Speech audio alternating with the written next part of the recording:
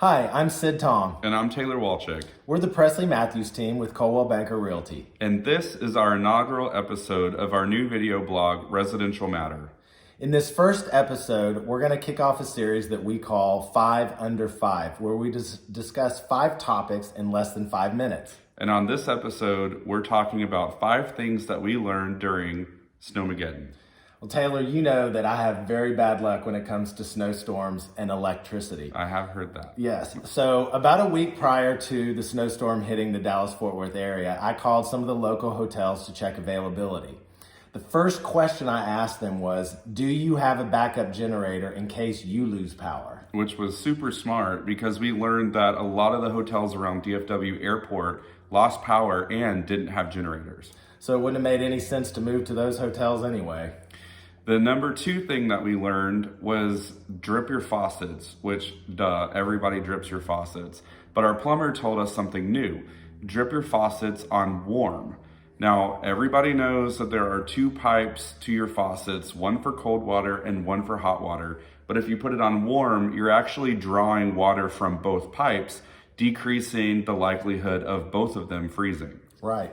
And the other point that our plumber made was open all of the cabinet doors that have plumbing underneath them, including the dishwasher door. Which did not ever think about that. The other mechanical in the house that sometimes it's hard to get warm air to or to keep running is the washing machine. Because you can't drip that faucet. That's right. And a lot of times they sit on exterior walls, which make them more vulnerable to really cold temperatures. But open the door to that laundry room while you do have power so that warm air can get to that place. Right. The third thing that we learned was regarding our HVAC system. We have a heat pump that heats our house, and those don't really run efficiently below 32 degrees. And so what we did was we went from the normal setting to the auxiliary power setting.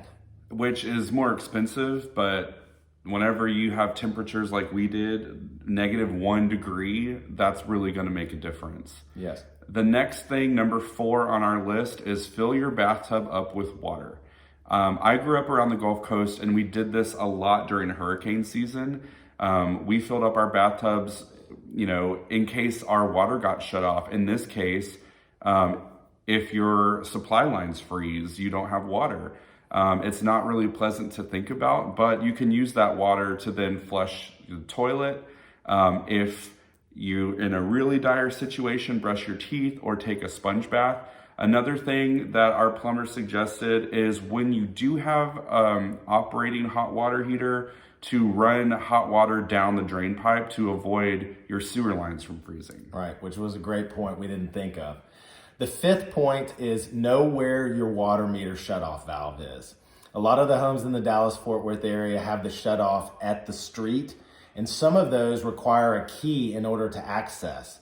So that key can be bought at a Home Depot or a Lowe's. Occasionally they may ask whether you have a plumber's license or not, but there are ways to work around that. We know plenty of non-plumbers that have that key. That's right. Which brings us to our bonus tip, is know your neighbors and get their contact information.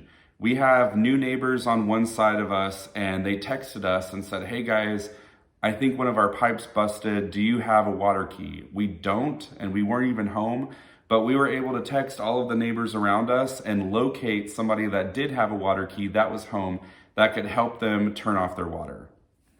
So that concludes our first episode of 5 Under 5. We appreciate you joining us today. And for more information on this topic, you can visit our blog at pmtsellsdfw.com. See you next week. Bye.